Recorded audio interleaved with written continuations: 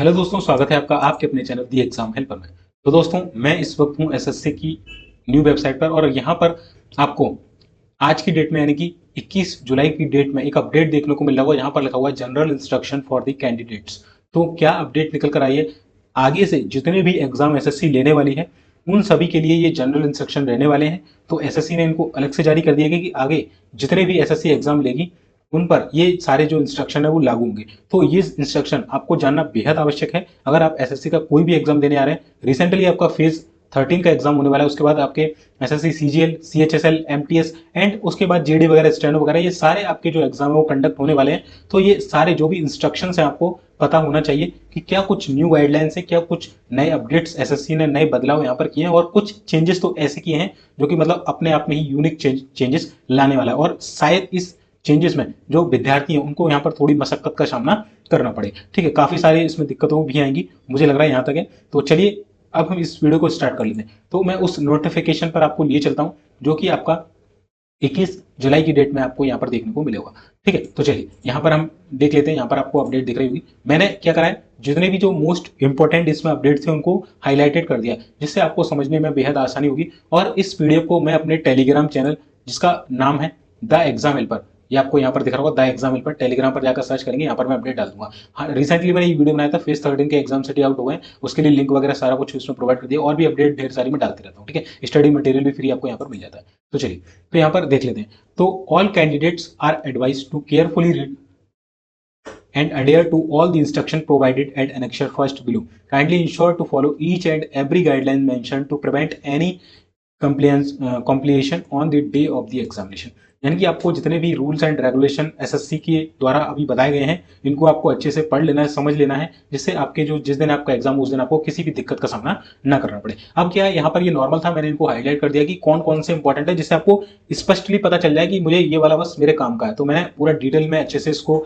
Study कर लिया और साथ ही साथ आपके लिए यहाँ पर ये बना दिया। इस वीडियो को मैं अपने टेलीग्राम पर डाल दूंगा, वहां से जाके आप इसे चेकआउट कर सकते हैं। ठीक है, चलिए general instruction for the candidate, सबसे पहला वाला है, जो जितने भी हाईलाइट है वो तो आपको मस्ट की रीड करना ही करना है। The candidate should invariably carry the admission certificate cum commission to the examination venue and read the instruction given on it. यानी कि आपका जो एडमिट कार्ड है उसे आपको कैरी करना है और वही आपका एडमिशन सर्टिफिकेट भी रहेगा। कम कमीशन की जो कॉपी है वो भी वही काम करेगी। जैसे आप पहले जाते थे तो वहां पर आपको एक कमीशन की कॉपी अलग से ये दी जाती थी, जिसमें आपका फोटो वगैरह, नेम वगैरह सारा कुछ होता था, उसमें कुछ लाइन्स आपको लिखनी होती थी आपके जो सिस्टम है उसमें से देखकर। ठीक है, तो अब क्या होगा, जो एडमिशन आपका जो एडमिट कार्ड है उस पर ये सारी चीजें होंगी और कोई अलग से आपको कमीशन कॉपी नहीं दी जाएगी। ठीक है, और हो सकता है कि एडमिट कार्ड पर आप जब वो इंस्ट्रक्शन, जो जैसा कि आपने मॉक टेस्ट में देखा होगा, मॉक टेस्ट का वीडियो में बना दूंगा कि इस तरीके से इसका इंटरफेस पूरा चेंज कर दिया है, तो वहां पर आपको कुछ लाइंस दी हुई, उन लाइंस को आपको जो आपका एडमिट कार्ड है उन पर वहां पर लिखना होगा और लिखने के बाद उस पर इन्विजिलेटर साइन कर देगा और साइन करने के बाद वो आपका जो एडमिट कार्ड है वो वहां पर आपका जमा कर लिया जाएगा। तो इस चीज का बेहद ध्यान रखें। तो इसलिए स्टार्टिंग से ही जो आपका एडमिट कार्ड है, बहुत से कैंडिडेट उसको गुम कर देते हैं, तो 2 कॉपी स्टार्टिंग में ही प्रिंट आउट करा के रख लेना। साथ ही साथ उसकी जो पीडीएफ है उसको भी अच्छे से संभाल के आपको रखना है इन फ्यूचर के लिए। ठीक है, समझ गए। सेकंड है, the candidate should carry one valid photo identity proof in original. कोई भी आपका एक आईडी कार्ड जो कि ओरिजिनल हो और जिस पर आपका फोटो हो, फोटो लगा हुआ आपका जो भी आईडी कार्ड होगा वो आपका एक ओरिजिनल होना चाहिए। क्या क्या हो सकता है वो, तो इनमें से कुछ चीजें हैं जैसे passport, Aadhaar card, driving licence, service ID card, voter ID card, PAN card, ex service, any other photo identity proof issued by central government. ठीक है, ये सारे आपके जो चीजें हैं इसमें से कोई भी एक हो सकता है। एक यहाँ पर थर्ड पॉइंट ये बोल रहे हैं कि जो भी आप फोटो आइडेंटिटी प्रूफ लेकर आए उस पर जो डेट ऑफ बर्थ है वो सेम होना चाहिए आपका, जो कि आपके एडमिशन सर्टिफिकेट यानी कि एडमिट कार्ड पर जो है। ठीक है, तो एडमिट कार्ड पर जो डेट ऑफ बर्थ आपने मेंशन किया हुआ उसी से मिलता जुलता आपको आइडेंटिटी प्रूफ यहाँ पर लेकर जाना है। इस चीज को बेहद ध्यान रखना। अगर आप ऐसा नहीं करते हैं तो आपको एग्जाम देने नहीं दिया जाएगा। यहाँ पर फोर्थ और जो सबसे इस बार का जो मेन अपडेट है वो यही है कि इसने खलबली मचा रखी है बच्चों के अंदर। ये अपडेट न्यू अपडेट है। इसमें क्या होने वाला है कि one live photograph of the candidate is taken at the time of entry in the examination hall. यानी कि जब आप एग्जाम हॉल में एंट्री करेंगे, एक तो आपका लाइव फोटोग्राफ उस समय लिया जाएगा, साथ ही साथ अपार्ट फ्रॉम दिस, इसके अलावा multiple intermittent live photographs from the camera attached to the system will also be taken during the conduct of examination. यानी कि जब आप सिस्टम पर यहाँ पर बैठे होंगे है ना, इस तरीके से आप जो है सिस्टम पर बैठे होंगे और अपना काम जो है कर रहे होंगे माउस को पकड़कर, तो उस समय क्या होगा, यहाँ पर एक वेबकैम लगा होगा, ठीक है, यहाँ पर एक कैमरा लगा होगा, कहीं पर भी वो फिक्स हो सकता है ना। तो उसमें क्या है, आपके जो लाइव फोटोग्राफ्स हैं जो एग्जाम देते हुए, देख रहे हैं यहाँ पर लिखा हुआ है कि multiple intermittent live photograph from the camera attach to the system, आपके सिस्टम से अटैच होगा, will also be taken during the conduct of examination. आपके एग्जामिनेशन 1 घंटे के जो आपका 60 मिनट्स का एग्जाम है, उसमें आपका हो सकता है कि वीडियो रिकॉर्डिंग हो या बीच बीच में जो कैमरे से इमेजेस है उसको कैप्चर यहाँ पर किया जाए। The candidate will also be made to present himself या herself for intrusive photograph taken from the system at the end of exam. यानी कि ये ऑल टाइम देखिए एंट्री करते में रहेगा आपका, ठीक है, एंट्री करते में, दूसरा ड्यूरिंग द एग्जाम आपका जो कैमरा है वो यहाँ पर वर्क करने वाला है, साथ ही साथ एंड ऑफ द एग्जाम, जब आपका एग्जाम एंड होगा तो वहां पर आपको फिर से एक आपका इमेज कैप्चर करना होगा लास्ट में जाते समय, आपको खुद ही ऑटोमेटिक हो जाएगा, आपके कैमरे में ही सारा कुछ फिक्स होगा आपके जो सिस्टम है उसमें, ठीक है। The candidate is advise to ensure that this photograph is captured properly covering the complete face, आपका कंप्लीट फेस उसमें दिखना चाहिए, आपका कोई भी हैट वगैरह या किसी भी तरीके का मास्क वगैरह उसमें नहीं होना चाहिए। The candidate must maintain this sitting posture in such a way that his face is clearly visible in the webcam through out the exam. पूरे ड्यूरेशन के दौरान आपकी जो सेटिंग होनी चाहिए वो बिल्कुल प्रॉपर वे में होनी चाहिए, यानी कि आपको अब बहुत स्ट्रिक्टली तरीके से बैठना होगा। पहले आप थोड़ा हिल डुल लेते थे, इधर उधर झांक लेते थे, बट अगर आप ऐसा करते हुए पाए गए इस बार, ध्यान रखना ये सबसे मोस्ट जो लेटेस्ट अपडेट है, सबसे मतलब खतरनाक अपडेट वो यही है, ठीक है, क्योंकि इसमें बच्चों को दिक्कत भी होगी, क्योंकि ये पहले क्या बच्चे थोड़ा इधर उधर सिर हिला लेते थे, इस तरीके से कुछ कर लेते थे, अब उनको ये करने में शायद थोड़ी हो सकता है, देखिए अभी भी करने दें, बट इसका क्या है एक नेगेटिव इंपैक्ट भी पड़ेगा। हो सकता है वो आपको सोचे कि ये इसने इधर सिर किया इधर पीछे किया, तो हो सकता है कि चीटिंग कर रहा हो या कुछ ऐसी चीज कर रहा हो, तो आपको लाइव मॉनिटर करने वाले हैं आपके सामने, तो आपको एक ही पोजीशन में लगभग 60 मिनट तक बैठना होगा, और उसमें आपका जो फेस है 60 मिनट पूरे ड्यूरेशन में जब आपका एग्जाम चल रहा है वो आपका बिल्कुल आपके जो वेबकैम लगा हुआ उसमें आपको प्रेजेंट दिखना चाहिए, यानी कि आप हिल डुल भी नहीं सकते हैं प्रॉपर तरीके से, ठीक है। थोड़ा बहुत चलेगा कि आप सिर ऐसे ही लाल, पर जैसे ही आप दाएं बाएं करेंगे या ऊपर नीचे करेंगे तो हो सकता है कि उसको लगे और इन्विजिलेटर आपके आगे आपको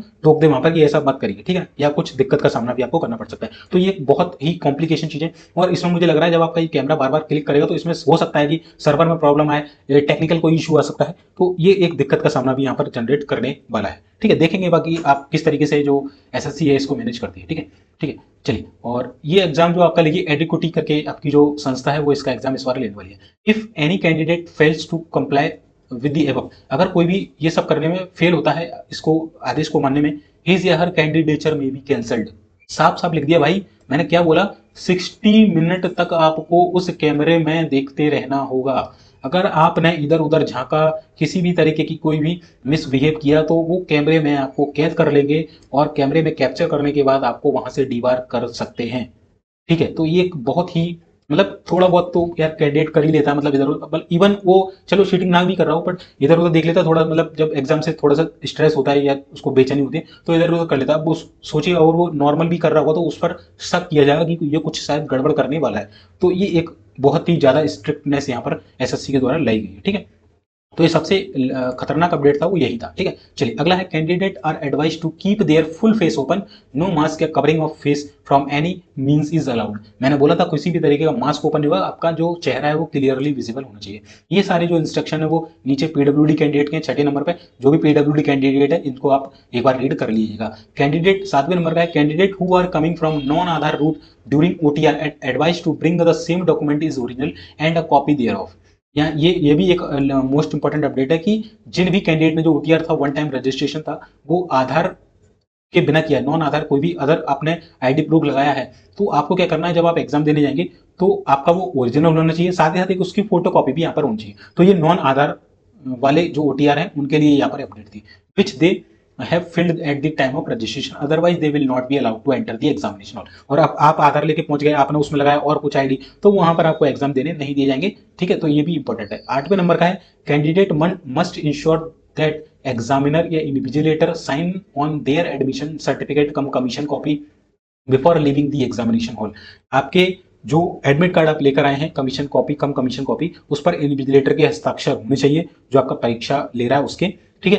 तो ये आपको इंश्योर करना होगा, शायद वो लास्ट में एडमिट कार्ड आपका जो जमा कर लें, ठीक है। इसके 9 पॉइंट है कि no bathroom break shall be allowed for examination having duration of 2 hours और लेस। 2 घंटे से कम का होता है तो किसी भी तरीके का ब्रेक आपको नहीं दिया जाएगा। In cases of bathroom break being allowed, biometrics of the candidate will be recorded before and after the bathroom break for verification purpose। अगर किसी इमरजेंसी सिचुएशन में अगर आपको जाना भी पड़े तो छोड़ने से पहले और आने के बाद आपका जो बायोमेट्रिक है वो यहाँ पर कंडक्ट कराया जाएगा।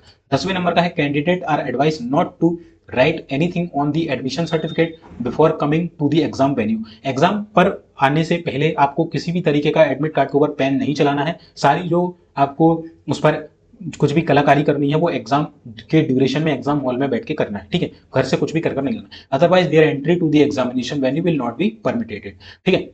The candidate will be required to write in the specified space on the admission certificate in the invigilator's presence only after the first login during exam। मैंने बोला ना एग्जाम के ड्यूरेशन में आपके स्क्रीन पर कुछ लाइंस होगी, वो आपको आपका जो एडमिट कार्ड दिया जाएगा उसमें आपको लिखनी है, ठीक है। वो भी आपको इन्विजिलेटर के प्रेजेंस में, ठीक है। चलिए 11वें नंबर का है, इतना इंपॉर्टेंट नहीं है, बाकी जो मैंने ऐसे करे वो नॉर्मल आप पढ़ सकते हैं। Candidate must read their admission certificate with utmost care, distorting, folding और damaging the barcode area must be avoided. Bar मतलब कैंडिडेट आपका जो एडमिट कार्ड है वो सही सलामत होना चाहिए। The candidate are advise to reach the venue of examination as per the time slot indicated against reporting. मतलब आपको टाइमली वहां पर पहुंच जाना चाहिए। हो सकता है कि 1-2 घंटे आपको वहां पर पहुंच जाए तो ज्यादा आपके लिए उचित रहेगा, ठीक है। क्योंकि इस बार एसएससी के कर रहा है, इस बार जो एग्जामिनेशन सेंटर पहले तो वो आप जो डालते थे वो नियर बाय दे देता था, बट इस बार जो एग्जामिनेशन सेंटर है वो काफी दूर दूर डाल रहा है, ठीक है। तो इस चीज का बेहद ध्यान रखिएगा। Candidate must note that after the entry closing time gates will be closed and no candidate will be allowed to enter the examination venue under any circumstances, ठीक है।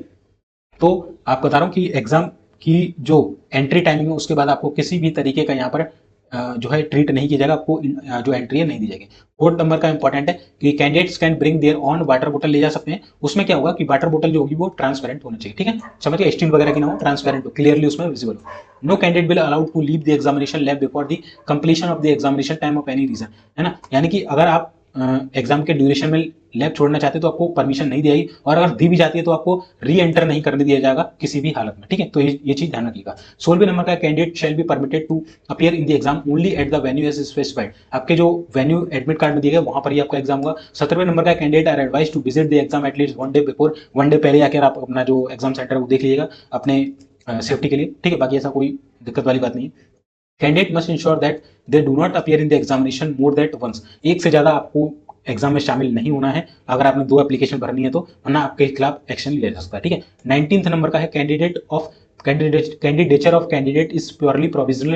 It is advised that candidate must ensure that they fulfill at the eligibility condition. If they any state it is found that a candidate does not meet the eligibility condition, his or her candidature shall be cancelled। अगर आप किसी भी post के लिए eligible नहीं है, कुछ भी आपकी प्रॉब्लम है तो आपको किसी भी स्टेज पर बाहर किया जा सकता है, ठीक है। चलिए ये 20 कुछ और अभी 2-4 इंपॉर्टेंट और है, ये नीचे है, मैं आपको दिखा रहा हूँ, तो बने रहिएगा अभी वीडियो में, ठीक है। अभी छोड़ के मत जाना, मोस्ट इंपॉर्टेंट है अभी। 20 नंबर का कि prohibited item such as watch. ये सारे जो भी आइटम लेके आप पढ़ लेना, ठीक है, आराम से टाइम लेके, कि ये सारे अगर डिवाइसेस आप हाथ में लेके या जेब में रख लाते हैं तो अलाउड नहीं है। साथ ही साथ क्या नहीं है, आपको कैरी पहन के आना है कुछ भी, जैसे nose pins, bracelets, earrings, charms, kadas, in any cause in case religion customs require candidate to wear specified attire. यानी कि अगर आपका रिलीजन है, जो भी कस्टम्स आपके हैं वो अगर उसमें ये मैंडेटरी है तो आपको अलाउ किया जा सकता है, बाकी अगर नॉर्मल है तो आपको अलाउ नहीं किया जाएगा। ये सारी चीजें आपको प्रोहिबिटेड रहेंगी, ठीक है।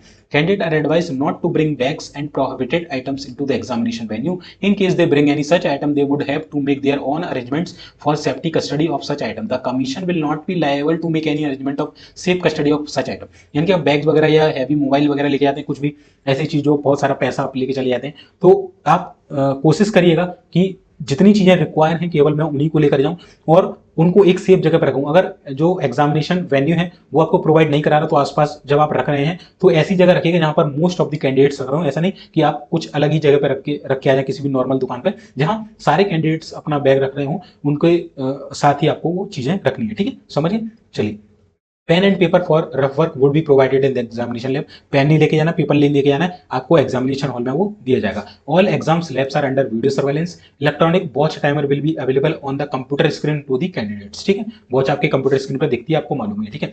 26 नंबर का candidate should ensure that they do not indulge in any kind of unfair means. Candidate shall also not talk to each other during the complete period of examination, आपको एक दूसरे से बात नहीं करनी है। Candidate shall have to undergo the process of frisking through held metal detector, वही मतलब जांच होगी आपका, मतलब कुछ आप लेके तो नहीं आए मेटल का वो स्टार्टिंग में, ठीक है। Candidate must adhere to instruction given by the examination functionaries centre supervisor invigilator, ठीक है। आपको जो भी वो वहां पर जितने लोग हैं वो आपको कोई भी इंस्ट्रक्शन देते हैं तो उसको आपको फॉलो करना है अच्छे से, ठीक है। चलिए, candidate should ensure that they provide clear left thumb impression, clear statement in their running hand writing and signature on admission certificate commission copy, आपके सिग्नेचर, आपके साइन, आपका जो आप वहां पर हैंड राइटिंग लिखेंगे वो क्लियर होना चाहिए, अच्छे से होना चाहिए, ध्यान रखिएगा, क्योंकि यही आपका फिर आगे अगर आप एग्जाम पास करते हैं तो ये बहुत मैंडेटरी चाहिए, ठीक है। चलिए, if any candidate is found obstructing to the conduct of examination, यानी कि इसका सीधा सीधा मतलब है, पूरी लाइन बता देता हूँ कि आप एग्जाम के ड्यूरेशन में कोई भी ऐसी गतिविधि करते हैं जिससे उनको कोई भी डिस्टर्बेंस होता है पूरे एग्जामिनेशन हॉल में, तो आपको वहां पर यहाँ पर आपका कैंडिडेट डेट से कैंसिल कर दिया जा सकता है या कोई भी एक्शन आपके अगेंस्ट लिया इसका, ठीक है। तो मिसबिहेव मत करिएगा। 31 नंबर का इंपॉर्टेंट है और 32 नंबर का, इसमें लिखा है if the examination does not commence at the scheduled time or is interrupted midway due to technical snag or for any other reason, candidate should follow the instruction to the exam functionaries, यानी कि exam के starting में, and में या mid में अगर किसी भी तरीके का कोई टेक्निकल इशू आता है तो आपको घबराना नहीं है। आपके जो भी फंक्शनरीज हैं, यानी कि जो इन्विजिलेटर है वहां पर, जो भी आपके जो मैनेजमेंट वाले जो पीपल है वो अगर मौजूद है तो आपको उन पर जो है विश्वास रखना है, वो आपको वहां पर सही करके सारी चीजें देंगे, ठीक है। आपको आपस में कोई भी बात नहीं करना है, केवल जो इन्विजिलेटर है उनको जाके आपको सारी चीजें बतानी है, हैंड रेस कर देना, ठीक है। They may have to wait patiently till the issue is suitably addressed and resolved. The commission would take an appropriate action and decision in the matter which would be final and would be binding on candidate in case the exam could not be completed, ठीक है। अगला है, candidate are assured that in case of disruption of examination for any reason such as major or minor technical snag or slow speed of server breakdown or of server etc, they will not under any circumstances lose the examination time to which they are entitled, यानी कि उनका जो time आप सोचेंगे कि मेरा यार technical issue आ गया, मेरा एग्जाम नहीं चल रहा, सर्वर नहीं चल रहा है, मेरा नेट स्लो चल रहा है, या कुछ मेरा माउस नहीं चल रहा है, कोई भी किसी भी तरीके की चीजें हैं, तो वहां पर अगर कोई भी टेक्निकल इशू आता है तो आपका जो जितना भी टाइम बचा हुआ है, मान के चलिए आपके 45 मिनट बचे हैं, किसी को 15 मिनट बचे, तो हो सकता है यहाँ 15 मिनट बचे तो और आपका कुछ टेक्निकल इशू आ गया, तो वो क्या करेंगे, एक मान चलिए भले उनको 1 घंटा लगे, आधा घंटा लगे, जब तक वो टेक्निकल इशू सही नहीं हो जाएगा उसको सही करेंगे और आपके जो बचे हुए 15 मिनट है वो आपको वापस दिए जाएंगे 15 मिनट, और आप उस 15 मिनट में दोबारा से वो एग्जाम आपका कर पाएंगे। तो आपका लूज द एग्जामिनेशन टाइम, आप जो टाइम लूज किया था आपने वो आपको पूरा की पूरा आपका वापस दिया जाएगा, ठीक है, क्योंकि सर्वर पे जैसे ही वो बंद होता है तो वहीं से वो रीस्टार्ट कर देता है, ठीक है, समझ गए। चलिए, candidate are advise to report the concerned regional office of commission in case of they notice any irregularity during conduct of examination, the identity of such candidate will be kept confidential। अगर किसी भी तरीके का आपको लगता है कि कोई गड़बड़ है तो आप रीजनल ऑफिस में जाके उसकी कंप्लेंट कर सकते हैं। 34 है, if any candidate is found in inebriated state that candidate will not be allowed entry to, ठीक है, अगर कोई भी दिक्कत बढ़ती है तो आपको एंट्री नहीं दिएगी। In case of any doubt और clarification the candidate are advise to conduct the concerned regional office of the commission personally और through the helpline numbers are as indicated at the in the admission certificate. आपके admission copy पर एक number दिया जाएगा, कोई भी आपको लगता है कोई भी आपको दिक्कत हो रही है तो वहां पर आप जाके रीजनल ऑफिस पर आप पर्सनली जा सकते हैं, उसके कॉल के माध्यम से आप आपका जो क्वेरी है उसको सॉल्व कर सकते हैं। तो ये था दोस्तों एसएससी की तरफ से लेटेस्ट अपडेट, जो मोस्ट इंपॉर्टेंट अपडेट है वो 4th नंबर का, जितने भी हाईलाइट कर रखे हैं वो तो इंपॉर्टेंट है, ठीक है। मैं अपने टेलीग्राम पर इस वीडियो को डाल दूंगा, वहां से जाके ले लीजिएगा। टेलीग्राम का नाम है द एग्जाम हेल्पर, ठीक है। और आप बताइएगा कि एसएससी ने जो 4th नंबर का जो ये क्लॉज इसमें जोड़ा है ये आपको कितना उचित लगता है और कितना इसको फॉलो किया जा सकता है, क्या क्या इसमें आपको लग रहा है कि ये परेशानियों का सामना इसमें करना पड़ सकता है।